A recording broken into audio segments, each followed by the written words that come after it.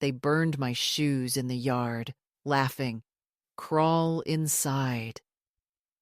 I remember the hiss of the flames, as if the fire were breathing, greedy and sharp, and the acrid smell of rubber and leather curling into the air, while my daughter-in-law stood with her, arms folded like a judge who had already reached her verdict. They said I walked too slow, that my shoes made me look pathetic, that no one wanted to be seen in public with an old woman who shuffled along in orthopedic soles, and instead of speaking up for me, instead of saying even one small word of kindness, my son just stood there with that tight smile he wears when he is pretending to be above cruelty, when he wants to believe that silence makes him innocent. I had bought those shoes 15 years earlier with my own wages, saved from long shifts at the clinic, the kind of shoes that were built not for vanity, but for survival. Shoes that allowed me to keep working after my knees began to grind like old doors on rusty hinges, shoes that carried me through markets and waiting rooms and long evenings of walking back from bus stops when nobody thought to offer me a ride. And now, here they were, crackling and spitting in the fire pit, treated as if they were vermin, treated as if I had left some contamination in the house that had to be purged. I am 74 years old, though lately I feel both older and younger than that number, as though age has split into two roads, one leading me back to the trembling girl I once was, the other pushing me forward into a shadow where people believe I have already disappeared. I live now in a small apartment above a pharmacy, a place where the walls are thin and the stairs groan, but where each corner belongs to me alone, where no one sighs when I take too long with the kettle, where no one rolls their eyes when I hum while folding laundry. But before that, before this fragile independence, I lived in the house of my son, a house that I had once helped him pay for, not just with money, but with the years of mothering that shaped his very ability to stand. And yet, when he unlocked the doctor for me, it was never as a welcome guest, never as the woman who had given him life, but as a tolerated inconvenience. When I close my eyes at night, I still hear the laughter from that afternoon. It wasn't joyful laughter, the kind that loosens your ribs and leaves you breathless with delight. No, this was the thin laughter of mockery, the kind that sharpens rather than softens, the kind that seeks to erase someone from the circle of the human. My granddaughter held her phone up, recording the fire, saying, "Look, Grandma's shoes are melting like marshmallows." And I remember thinking, marshmallows, yes, except marshmallows are sweet and wanted and shared around the fire. And here I was, watching my existence be turned into a cheap joke. I wanted to scream. I wanted to slap the phone out of her hands. But instead, I felt myself shrink, the way I have so many times in recent years, folding my anger into silence, because I had been taught that silence was survival, that a mother does not strike back at her children, that an old woman should be grateful for shelter, even if it is full of contempt. It is strange how humiliation lodges in the body. My feet still ache as if they remember the fire directly, as if my skin absorbed the smoke even though I was standing several steps away. I had not expected to be a spectacle that day. I had only come into the kitchen wearing those shoes as I always did, planning to go out for a walk before supper, when my daughter-in-law wrinkled her nose and said, "God, Mother, those things are a disgrace." I thought it would end there. Just another barb in a long chain of barbs. But she called the children over, told them to look at the relic, and within minutes they had dragged me outside like a child in trouble at school, demanding that I hand over what was mine, demanding that I watch as the flames turned the souls into bubbling black tar. My son lit the match. He did it casually, almost with relief, as though destroying those shoes were a necessary act of hygiene, as though ridding the house of my presence in increments might one day free him from me entirely. And I stood there, my arms pressed to my sides, my voice locked in my throat, feeling that old, familiar conflict between rage and paralysis. It is not the first time I have been told to be less, to step aside, to swallow my dignity for the sake of family harmony. Decades ago, my husband would leave the dinner table without a word, the slam of the door his declaration that my words were too heavy for him, and I would sit with the children, smiling thinly, so they would not know how the silence cut me. That training remains. You hold yourself still. You let the cruelty pass over you like weather, because you believe, foolishly, that if you do not resist, it will eventually fade. But it does not fade. It thickens, accumulates, becomes the climate you are forced to breathe. I tell you this now from a room where the window overlooks a busy street, where every morning I watch people hurrying below with bags of medicine and children tugging at their sleeves. And I think of the yard where my shoes turned to smoke. And I wonder how many other women have stood in a yard like that, reduced to a joke. Their belongings burned as if they themselves were being burned. Their very usefulness denied in front of the people they once fed, bathed, and sheltered. I begin with that moment because it was the flare, the spark, the undeniable proof that I had already been exiled even while standing in the center of their lives. The fire ended quickly, as all fires do when the fuel is small, but the smell lingered in my nostrils for hours, the stench of synthetic material breaking down, a chemical reminder that what is destroyed cannot be reclaimed. Later, when I returned to the kitchen, barefoot and shaky, my daughter-in-law said, "We'll get you something more appropriate, don't worry." As though I were a child who had outgrown her shoes, as though appropriateness were a gift she could bestow. My son had already turned away, speaking to the children about homework, pretending nothing had happened.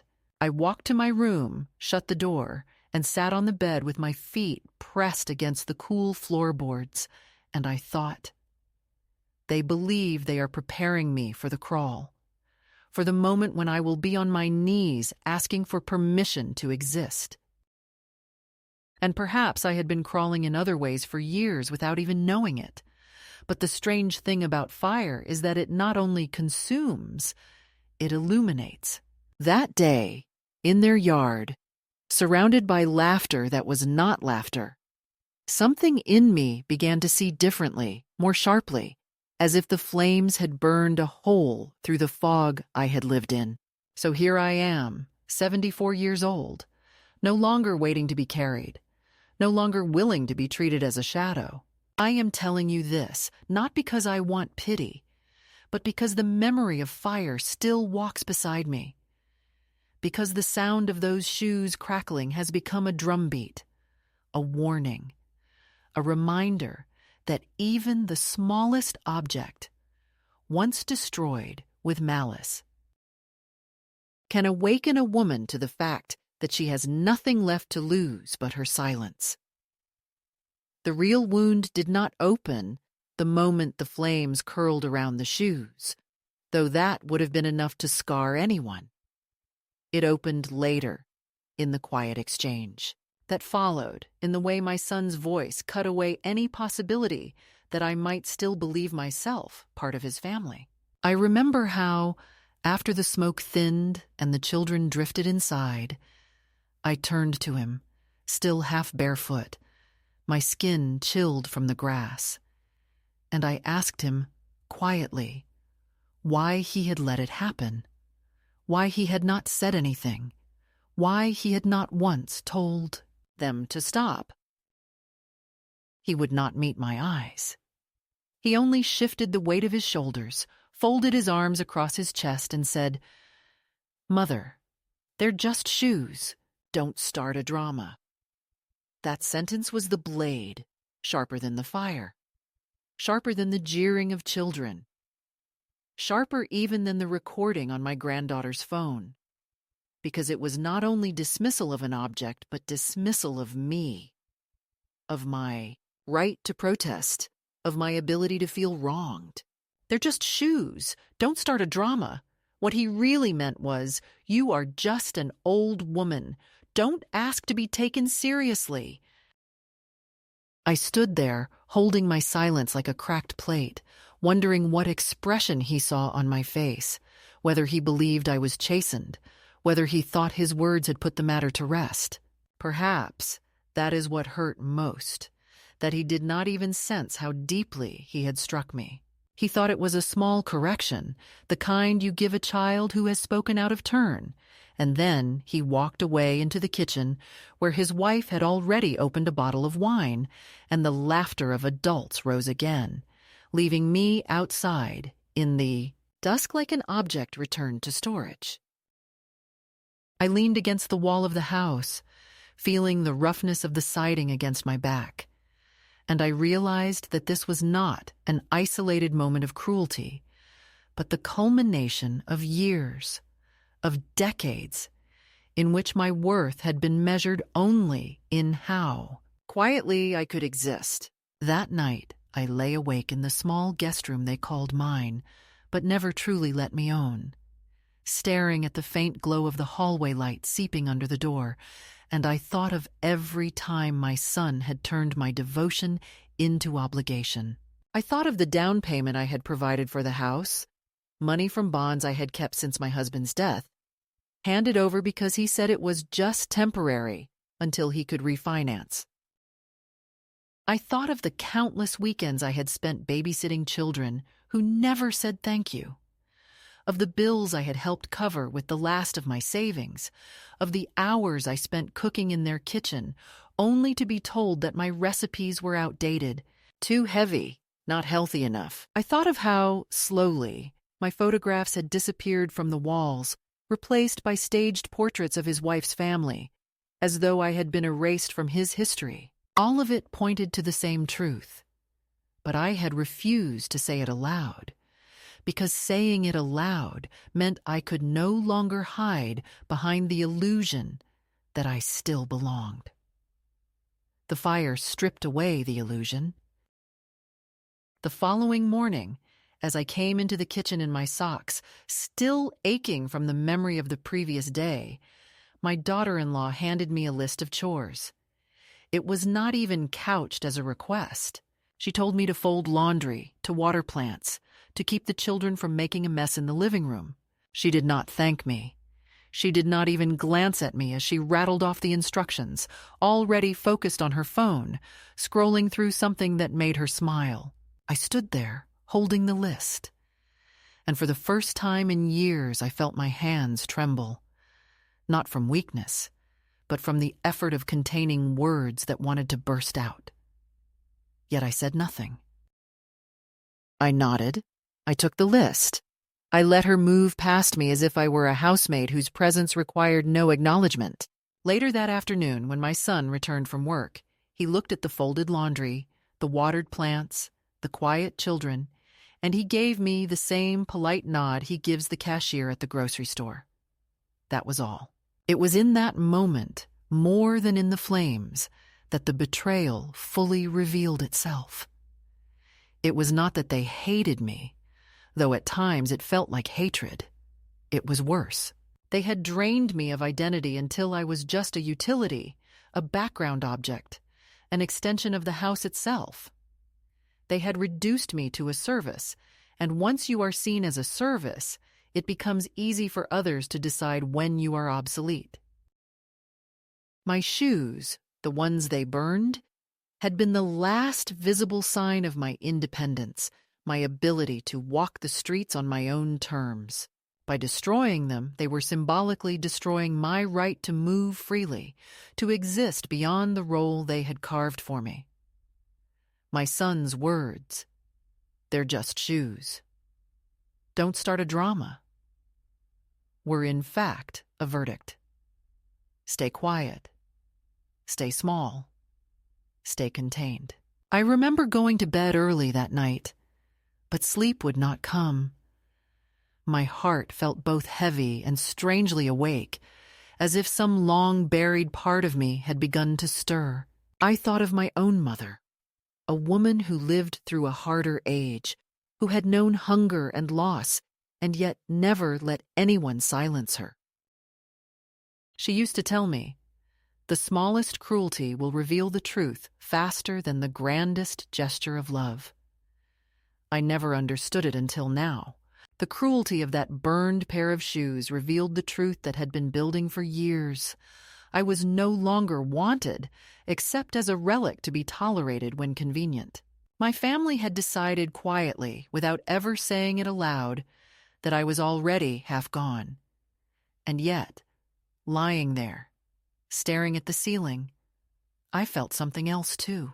Not just grief, not just humiliation, but a flicker of defiance, like a coal that refuses to extinguish even when buried in ashes. The betrayal had cut so deep that it scraped against the core of who I am, and in scraping it, it reminded me that I still existed. I had thought myself invisible, but in truth I was only unseen by those who chose not to look. And if they would not look, if they would not hear me, then perhaps the time had come for me to stop offering myself to their blindness. Perhaps the fire had burned not only my shoes, but the last thread of obligation, tying me to their contempt. That was the catalyst, though I did not know it fully then. Not the match, not the laughter, not even the words, but the quiet realization in the days that followed that I could no longer survive by shrinking. The betrayal was complete, and because it was complete, it gave me clarity. I saw, suddenly, that the life I had been living was already a kind of death, and that if I wanted to keep breathing, I would have to choose differently. I would have to find a way to walk again, even without shoes, even if it meant stumbling, even if it meant walking away from the very people I had once lived for. In the days that followed the fire, the atmosphere inside the house changed in ways that were almost invisible from the outside, but undeniable once you were the one breathing it. Nothing was said directly, no confrontation, no open argument. Yet the texture of every hour grew rougher, as though each wall had absorbed the cruelty of the flames and now echoed it back to me in small, persistent ways. It began with the silence. The kind of silence that is not peaceful, but disciplinary. A silence that watches you closely until you adjust yourself, until you begin moving in smaller patterns so as not to disturb. Meals became sharper around the edges. At the dinner table, my son and his wife talked over me about schools, about investments, about vacations, and when I tried to join the conversation, my words fell into the space like dropped coins that no one bothers to pick up. The children no longer asked me questions. They scrolled on their phones or whispered to each other, and if they looked at me at all, it was with the faint amusement one reserves for an odd pet, tolerated but unnecessary. One evening, I placed my fork down a little too loudly by accident, the metal tapping against the plate, and my daughter-in-law flinched with exaggerated irritation, muttering, "So sensitive to sound these days." My son didn't correct her. Instead, he continued talking about a project at work, his eyes never once turning toward mine. It was a small moment, but it set the tone for everything that followed. I began eating more quickly, more carefully, measuring each bite, rehearsing in my head the angle of my fork, as though I had returned to childhood lessons of etiquette Except this time, I was not learning to fit into society. I was learning how to erase myself from theirs. The house itself seemed to conspire. My belongings, few as they were, began to disappear. At first, it was a teacup, one with a blue rim that I had carried with me since my own mother's kitchen. When I asked where it had gone, my daughter-in-law shrugged and said, "Probably chipped. I tossed it," as if it were nothing. Then it was a photograph of me with my late husband, one of the few pictures that had survived his sudden death. An image of us standing together at a county fair, the Ferris wheel blurred behind us. I had kept it on the dresser in the guest room. One day it was gone. When I asked, she said she had tidied up, that clutter wasn't good for the children, that I should keep things minimal. I nodded, but inside, something twisted sharply, because photographs are not clutter. Photographs are proof, and now that proof had been quietly erased. I found myself withdrawing, retreating into smaller corners of the house. I stopped watching television in the living room because my presence there seemed to disturb the rhythm of their evenings. Instead, I watched the glow from under the door while I sat in the guest room alone, folding and refolding laundry that was already neat. I began taking my tea in the kitchen when no one else was around, standing by the counter, sipping quickly, rinsing the cup, and hiding it away before anyone could comment. My voice grew softer. I noticed myself whispering even when there was no need. It was not a conscious decision. It was survival. When you are constantly told through sighs and glances and silence that you take up too much space, you begin to shrink, and soon shrinking feels like breathing. There were moments when the cruelty became visible, though still disguised as concern. One afternoon, when I came back from a short walk around the block, moving slowly because my knees had stiffened, I heard my daughter-in-law's voice from the kitchen. She was on the phone with a friend, her tone light, casual, but every word laced with steel. "She's like a shadow," she said. "Always hovering. Honestly, it's exhausting." I mean, what do you do with someone who just lingers? I stood in the hallway, my hand still on the doorframe, listening as though she were describing a ghost. In a way, she was. A ghost that lived under her roof but did not belong. Later, when I entered the room, she smiled politely and offered me a cup of tea, as though those words had not been spoken.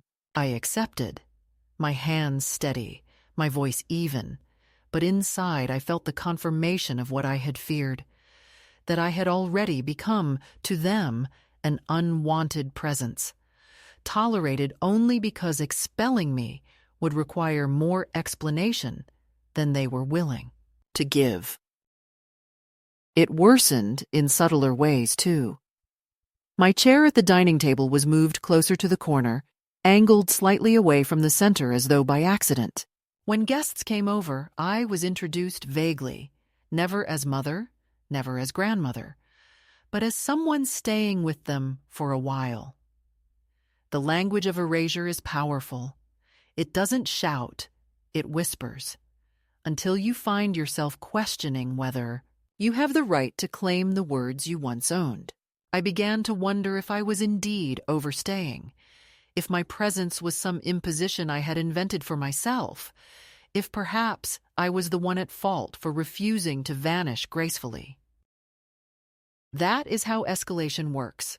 Not through a single violent blow, but through steady corrosion, through the slow disassembling of identity, until you begin to participate in your own disappearance.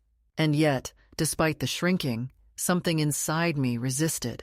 Each night as I lay on the narrow bed, staring at the ceiling, I felt the memory of the fire, the hiss and crackle of those shoes, and I told myself quietly that I was not yet ash, not yet cinders. Sometimes in the deepest hours of night, I would slip my feet into slippers and walk down the hallway just to hear the sound of my own steps, just to remind myself that I still had weight, that I still made noise, that I was not entirely erased.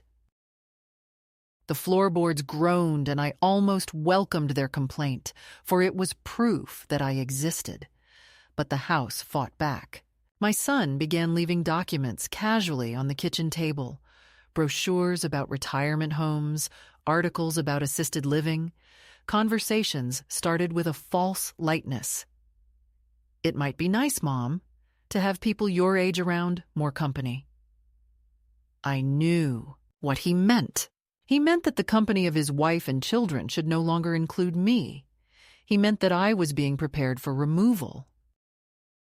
I smiled, nodded, said I would think about it, and then returned to the guest room, where I sat in the half-dark and traced the air with my hands as though drawing the outline of my own absence.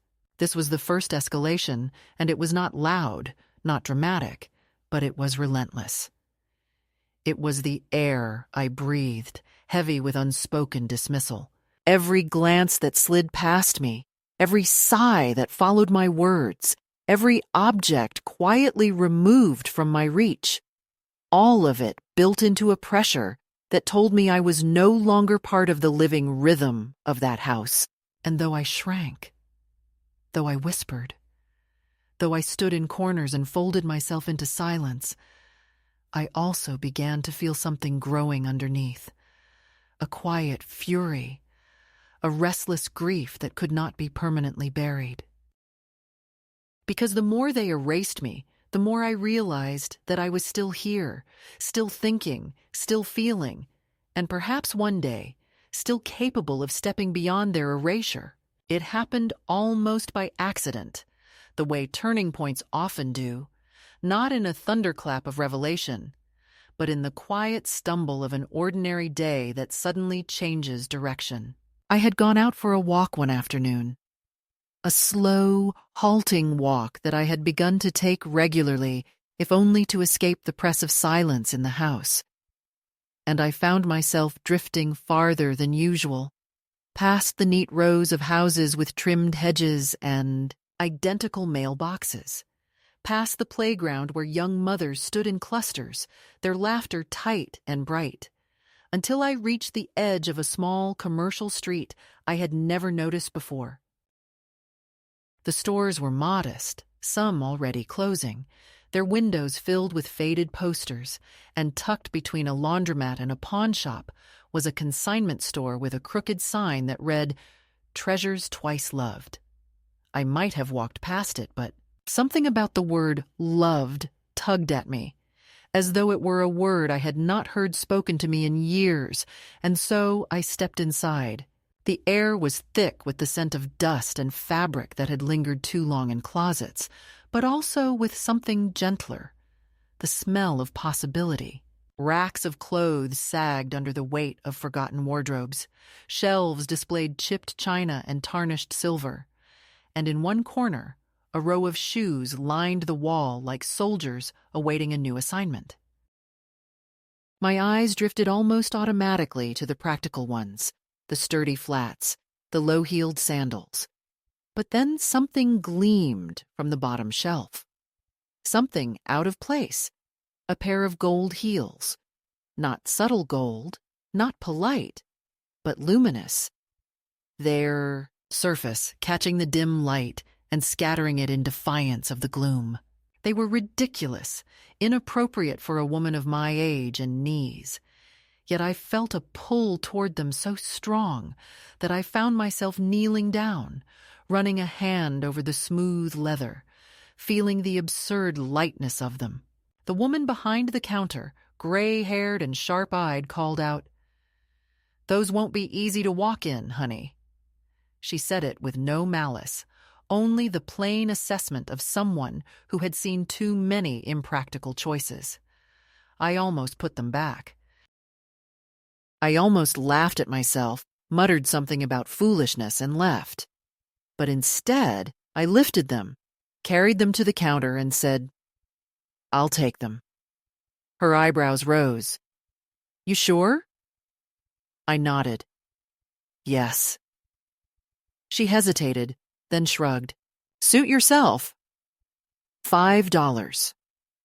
And just like that, I owned them. When I returned to the house, I did not announce my purchase. I slipped the shoes into the guest room, closed the door, and placed them on the floor beside the bed, where they gleamed faintly even in the low light. That night, when the house had settled into its usual chorus of muffled television and footsteps retreating upstairs, I locked my door, slipped my feet into the gold heels, and stood before the small mirror on the dresser. My reflection startled me. I looked taller, sharper, alive in a way I had not seen for years. My spine lengthened, my shoulders drew back, and though my knees protested, I took a few careful steps across the room. The sound of the heels clicking against the floorboards louder than I expected. It was a sound that startled me at first, but then I felt a surge of something close to joy. It was proof that I could still make noise, that I could still claim space. In the days that followed, the shoes became my secret ritual.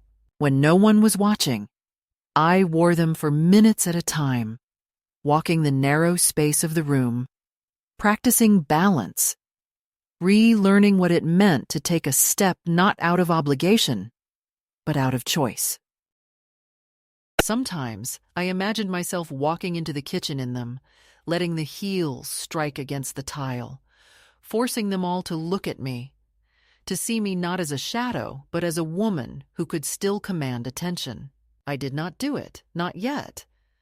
But the thought itself was enough to loosen something inside me.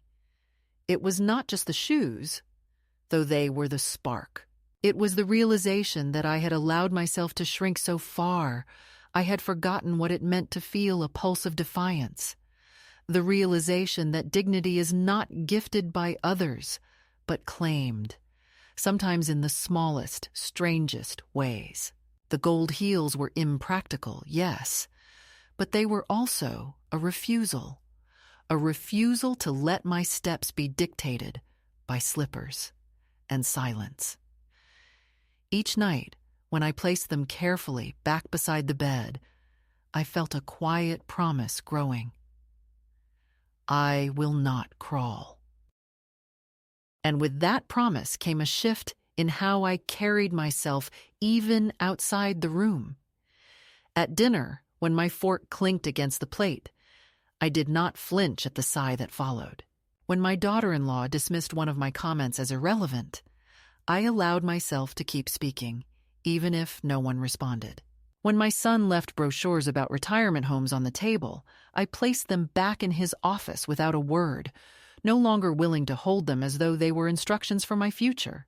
These were small acts, barely noticeable perhaps, but inside they felt seismic, because each one reminded me that I still had choices, however minor, and choices are the seeds of freedom.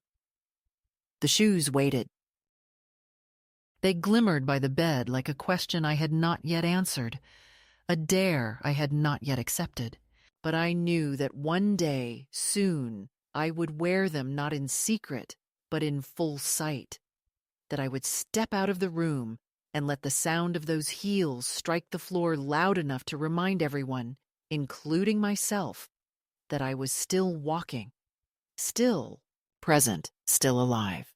The day the gold heels were discovered was the day the slow cruelty that had been building in the house finally uncoiled into open hostility, the kind that no longer pretends to be polite or casual, but bares its teeth under the thin veil of domestic concern.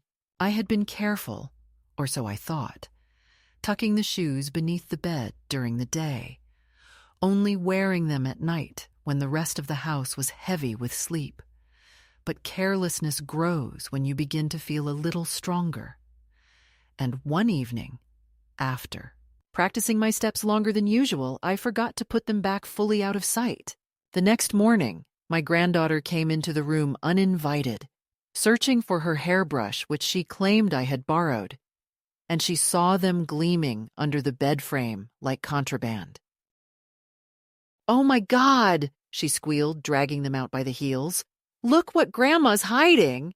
She shouted for her mother, and within moments the shoes were paraded into the kitchen, dangling from her hands like evidence in a trial I had not agreed to attend. My daughter-in-law took one look and burst out laughing, a harsh laugh that echoed against the cabinets. "Gold heels? Really? What exactly do you plan to do in these waltz around the nursing home ballroom?"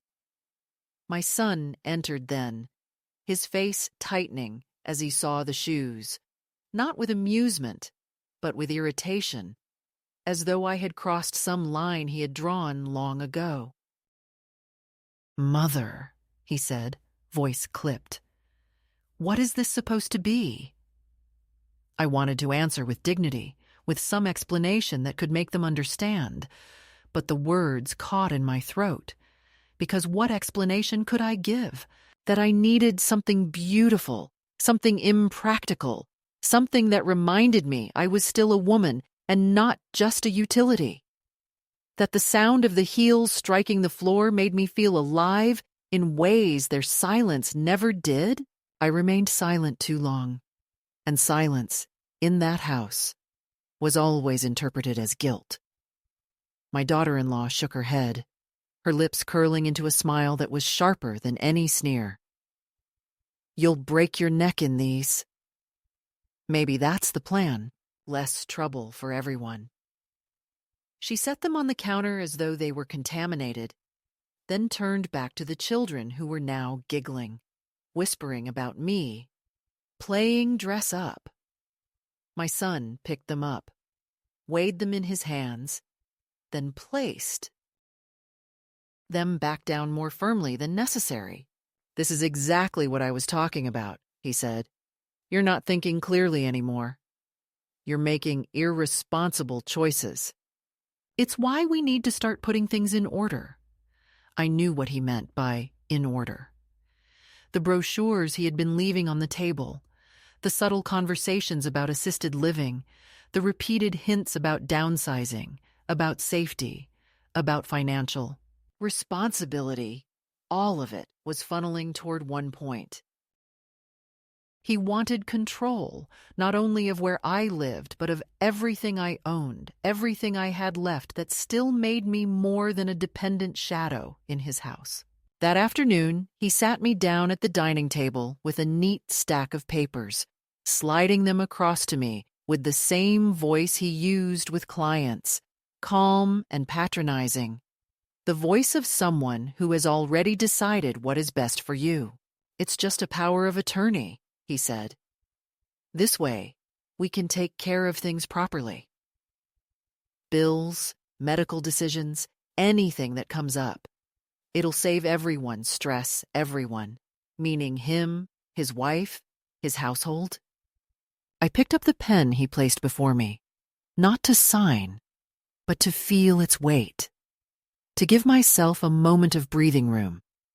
And I looked at his face, the same face I once bent over as a child, wiping soup from his chin, soothing him after nightmares, kissing his forehead when fevers spiked. That face was now a mask of control, of certainty that he knew better, that the woman who had raised him had become an inconvenience to be managed. "I'll think about it," I said. He frowned. "There's nothing to think about. It's practical. We'll all sleep easier, knowing everything is handled." I set the pen down. "I said I'll think about it." His eyes hardened then, the polite mask slipping just enough to reveal the impatience beneath.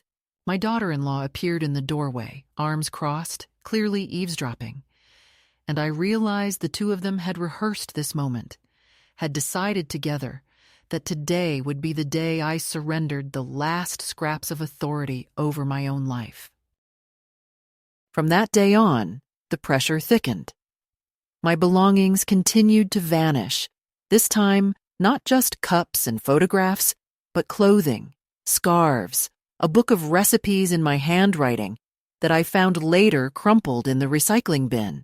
When I asked where things had gone, the answers were vague, evasive, and always delivered with a smile that told me questions were unwelcome.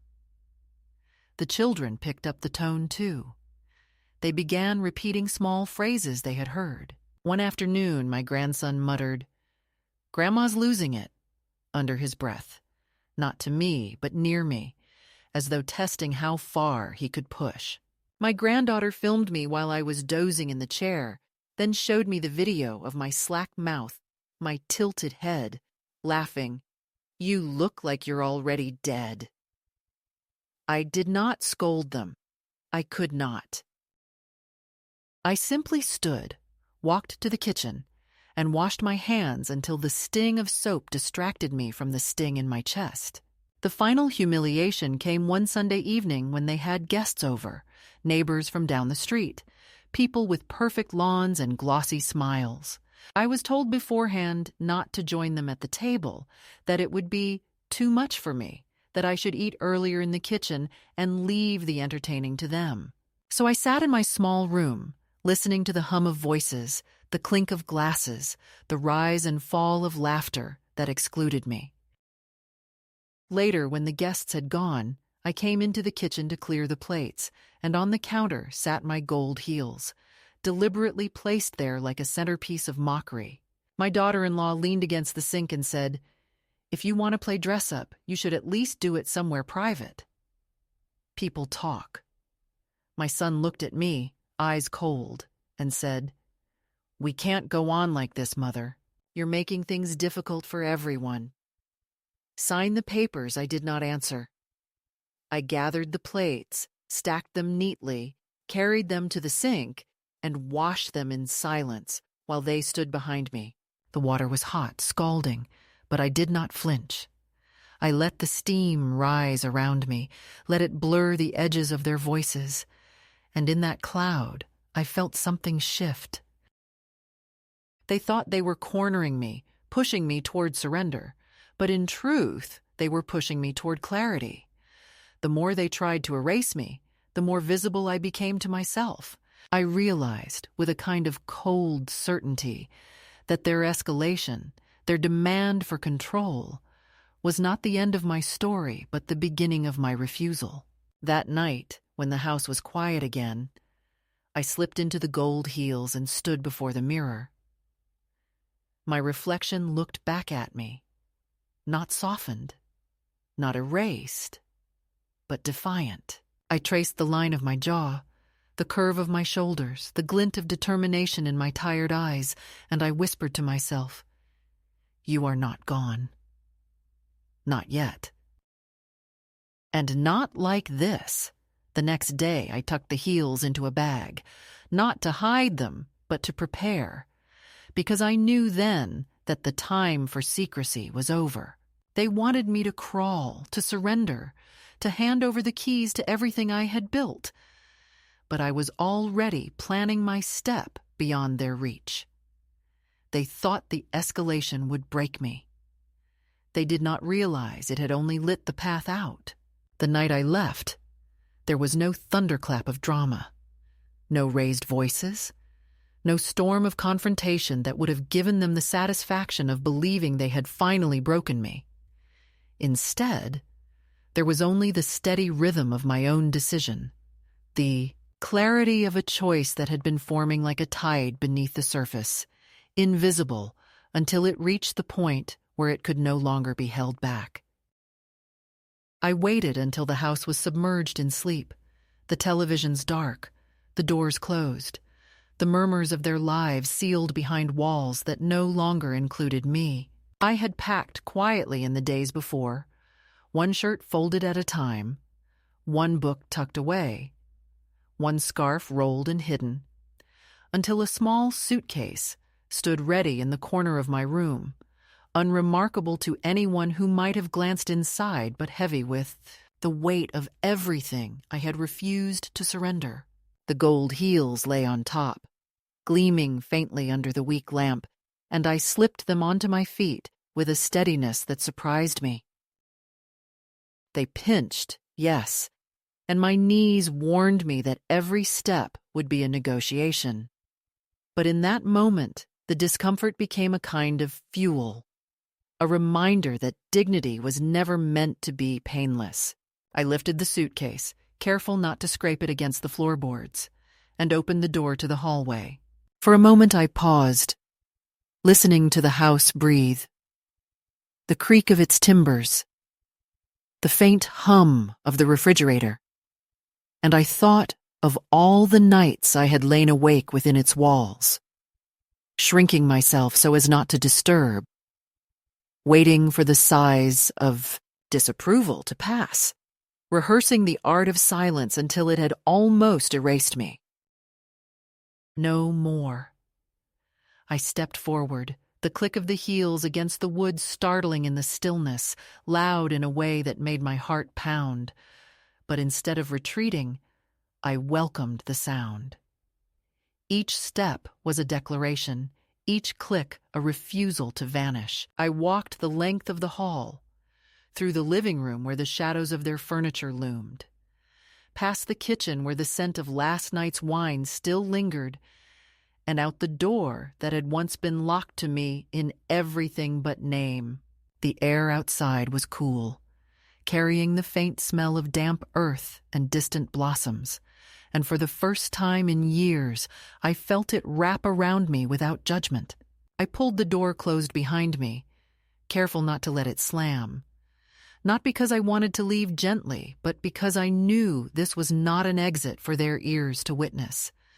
This was mine alone, a leaving that did not require their acknowledgement. The street was empty, save for a single cat slinking across the pavement, and I stood for a moment under the thin glow of the street lamp, adjusting the strap of the suitcase, steadying myself on the narrow heels, and breathing deeply the air of a world that no longer had walls pressing in on me. I walked slowly, not from hesitation but from necessity, each step deliberate, each sound of the heels striking the pavement, echoing into the night like a metronome guiding me forward. The suitcase bumped lightly against my leg, and I thought of how often I had carried bags heavier than this for others, groceries for my son, laundry for the children, errands that were always expected but never acknowledged, and how different it felt. Now to carry weight solely for myself. I reached the bus stop at the end of the street, a simple bench under a crooked sign, and sat down, lowering the suitcase beside me. My feet ached, my knees trembled, but I looked down at the gold shimmer against the dull concrete and felt a pulse of pride, because I knew that every blister would be worth the price of reclaiming my own steps. As I waited, a young woman approached, no older than my granddaughter, her arms full of books, her hair loose in the breeze. She glanced at me briefly, then her eyes fell to my shoes, and she smiled without hesitation. "Those are beautiful," she said. Just 3 words, spoken casually, but they pierced deeper than all the dismissals I had endured, because here, from a stranger with no history of me, came recognition, not of my age or my utility, but of my presence. Beautiful. I thanked her softly, and she nodded, already turning back to her phone, unaware that she had just confirmed something I had needed desperately to believe, that I was still visible. When the bus arrived, I climbed aboard with care, the driver barely glancing at me, and took a seat near the window. The city passed in fragments outside, streetlights flickering, houses shuttered, the occasional shadow of a late-night walker. And with each passing block, the weight in my chest loosened. I did not know exactly where I would end up. I had a plan, yes, to go first to the bank and secure what remained of my savings, to rent a room somewhere small but mine. But beyond that, the details were still mist. Yet for the first time in years, the mist felt like possibility rather than threat. I pressed my hand against the suitcase, feeling the hum of the bus beneath my palm, and I whispered to myself, "You are leaving. You are leaving. You are leaving." By the time the bus reached downtown, the first light of morning was breaking, pale and tentative, painting the glass towers and old brick buildings in equal softness. I stepped off, the suitcase bumping against the curb, and walked toward the bank where I had once opened an account in my husband's name decades earlier. The clerk looked at me politely, without recognition of the life behind my face, and asked how she could help.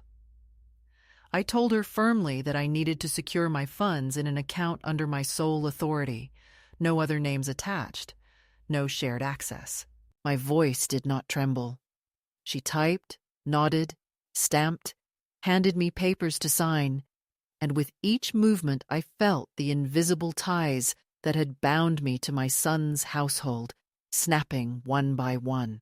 When it was done, I stepped back onto the street, the papers folded in my bag, the heels catching light in the growing sun. And I felt taller than I had in years. Not because of the extra inches the shoes gave me, but because of the decision that could not be undone. I had walked out. I had acted. I had refused the crawl they had tried to reduce me to. And though I did not know what lay ahead, I knew with absolute certainty that I would never return to that house, never again shrink myself into silence within its walls. This was the climax, though no one but me knew it. For them, I was gone quietly, without farewell, leaving only an absence they would interpret however they wished. But for me, it was an eruption, a breaking of chains, a crossing into a life that, however modest, would be mine. The fire had burned my shoes, yes, but it had not burned me. I walked now in gold, and the sound of those heels was the sound of my freedom. Now, in this small room above the pharmacy where the ceiling hums with the faint vibration of the refrigerators below, and the walls carry the muted conversations of strangers passing in the stairwell, I find a stillness that is mine alone, and each morning when I wake, I see the gold heels standing by the window, catching whatever light the day has to offer, and I polish them with a soft cloth as if they were relics, not of vanity, but of defiance. Reminders that I did not surrender, that I stepped away rather than let myself be erased. The room is simple, with a bed just wide enough for me, a table that bears the marks of other tenants before me, and a window that frames the street where people come and go without knowing who I am. Yet, it is enough because for the first time in decades, every object here belongs to me, and no one sneers when I reach for them. The kettle whistles, and I let it sing as long as I wish. No sighs rising from another room. No rolling eyes. No muttered complaints about the noise of an old woman's breathing. I take my tea by the window, sip slowly, and watch the ordinary life of the street unfold below. And in those moments, I feel a peace that has nothing to do with safety provided by others, and everything to do with the fragile strength of having claimed my own space. Sometimes I imagine what they say about me now, back in the house I left. Whether they tell neighbors that I moved into a facility, whether they present my absence as a decision they kindly arranged, whether they shake their heads and say I was becoming difficult, unstable, ungrateful. They can shape whatever story they wish, for their words no longer bind me. I did not leave a forwarding address. I did not leave a trail to be followed. Only a note on the kitchen table in my careful handwriting. I am not a thing to be managed. I am not a shadow to be hidden. Do not look for me. I have left, but I am not lost. Perhaps they crumpled it. Perhaps they read it aloud in mockery. Perhaps they ignored it altogether. But none of that matters. The act of writing it, of leaving it behind like a final breath expelled, was enough. Here, I am not erased. The grocer downstairs greets me with a nod. The pharmacist asks about my knees with genuine interest. The landlord repairs the leaky faucet without suggesting that I am a burden. They do not know my history. They do not measure me against the years I spent bending myself into silence. And perhaps that is the greatest gift, anonymity, that allows me to start again. I have even begun to write, slowly, on scraps of paper gathered in a drawer, fragments of memory and thought that one day may form a story, not for my son, not for my grandchildren, not for anyone who tried to laugh me into invisibility, but for myself, and perhaps for some other woman who, years from now, might find herself shrinking in a house that no longer wants her and might need proof that escape is possible. At night, when the city quiets and the streetlights cast long shadows across the floor, I sometimes slip my feet into the gold heels and walk the length of the room. The boards here creak too, but they creak only for me, and I let the sound fill the air without apology. I do not walk far. I do not need to. The act itself is enough, the act of claiming each step as mine, not borrowed, not tolerated, not hidden. I imagine the laughter that once tried to cage me, the fire that once sought to diminish me, and I hear instead the echo of heels on wood, steady, deliberate, undeniable. I do not pretend that leaving erased the wounds.